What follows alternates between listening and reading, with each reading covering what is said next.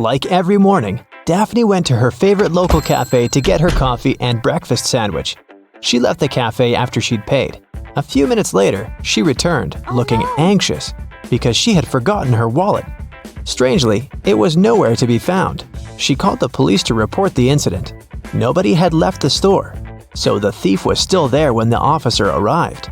He started questioning everyone. Jenny, the cashier, said that Daphne was a regular customer and she had known her for a long time.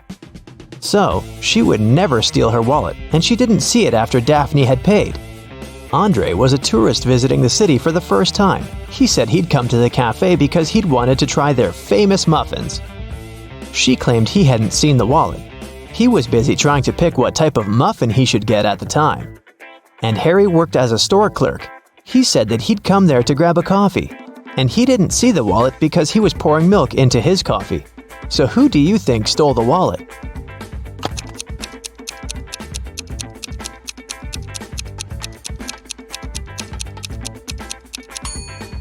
It was Harry, the store clerk, or should I say Harold.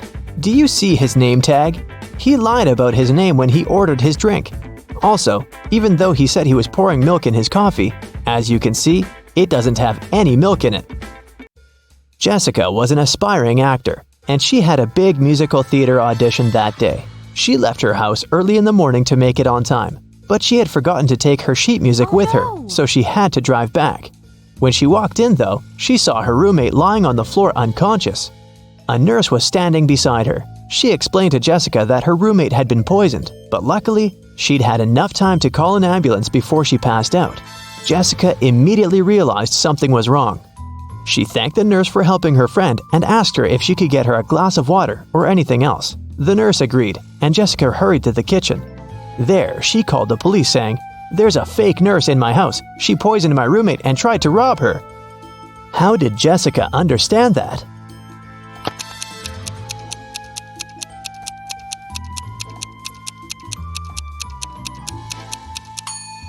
When she arrived at the house, there was no ambulance car in the driveway or in the street. And it's not like paramedics started using Uber. And you might have also noticed that the paramedic bag the nurse was holding was slightly open, and Jessica's roommate's jewelry was dangling out of it. Anna and Catherine are both influencers, but take a look at the latest photos they posted. Which of these ladies do you think is richer?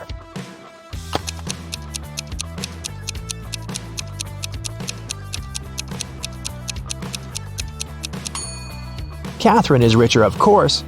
Just look at the number of likes on her photo. She has 27,907 likes. Anna, on the other hand, has 9,837, which means that Catherine has way more followers and must be earning millions. Annie managed to buy presents for everyone except her dad.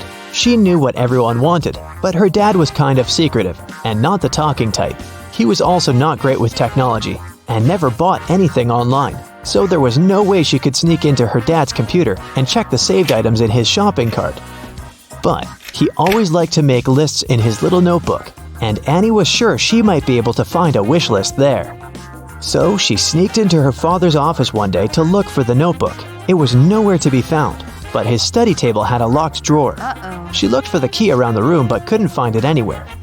That's when 2 different sticky notes attached to 2 different books inside the bookcase caught her eye. The first note was attached to a psychology book and had P5487TH written on it. The second note was attached to a detective novel and said P21320TH. Annie immediately knew what the notes meant. Can you guess what she had to do?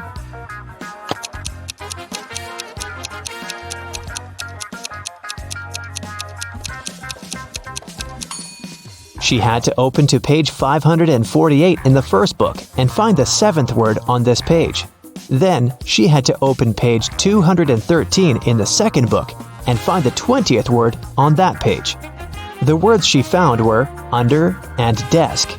The girl immediately looked under the desk and found the drawer key taped to it. James was walking back to his apartment from work late at night. Suddenly, he was hit on the head and taken away. When he woke up, he found himself in a small room. He tried to escape, but the door was locked with a padlock. James tried to look for the key, but there was nothing in there but a window with strange-looking metal bars. Suddenly, he noticed something. It helped him to find the key. Do you see it too?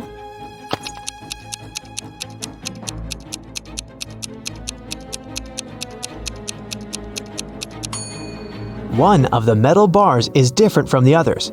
That one is the key. Giselle was camping in the forest during a night when the moon was full. After midnight, when she was making s'mores by a fire, she heard a loud howl. There was a werewolf in the forest, and it managed to find Giselle's tent because it smelled of food there. Thankfully, Giselle was not in her tent anymore when the werewolf arrived because she had already run away. Hiding behind a tree, she watched the creature eat her s'mores and tear up the tent. When the werewolf left before sunrise, the girl returned to her tent, but everything was ruined. There was no more food or water left. Her cell phone had run out of battery, so she couldn't call anyone. She started wandering through the forest, and soon she came upon a witch's house. When she walked in, she saw the witch and another lady. Giselle asked the witch if she could send her home. The witch agreed to help her on one condition. She would only send Giselle home if she guessed her sister's name. If not, she would turn her into a frog. Giselle knew the answer, but how?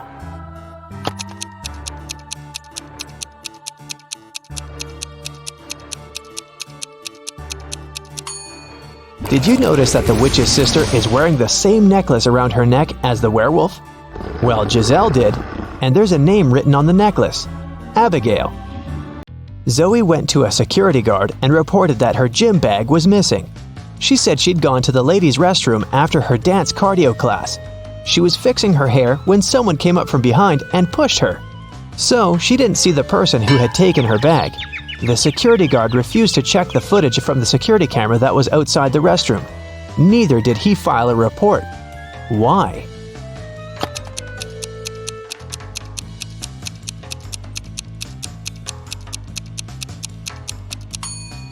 Zoe said she was fixing her hair, so she must have been looking in the mirror.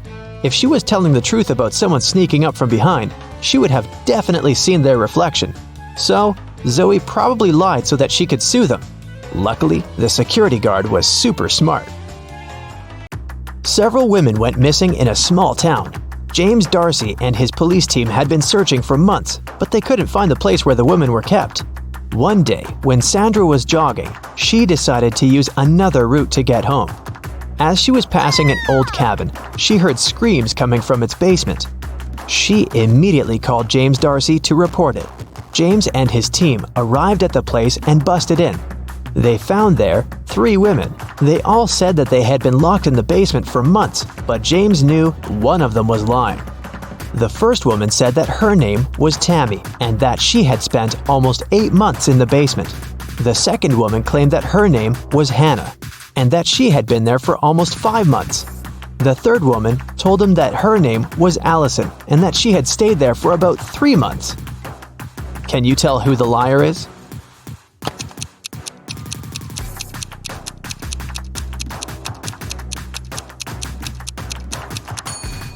Allison is telling the truth. Look at her.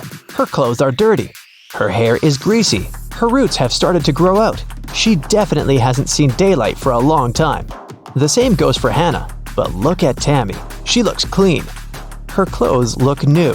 Her hair and makeup look fresh, so it must be her who is lying. David spent his summer break at a science camp that was at a big space facility. When the summer break ended and school started, he told his friends from the science club all about his camp adventures. He said that at the facility, he had found a secret room. And in there was a time machine. He stepped into it and pressed some buttons to test if it really worked. And it did. He traveled through time and was able to talk to Nikola Tesla, Chuck Berry, and King Aragorn. But one of his friends immediately called him out for lying. How did he know that David made up this whole thing?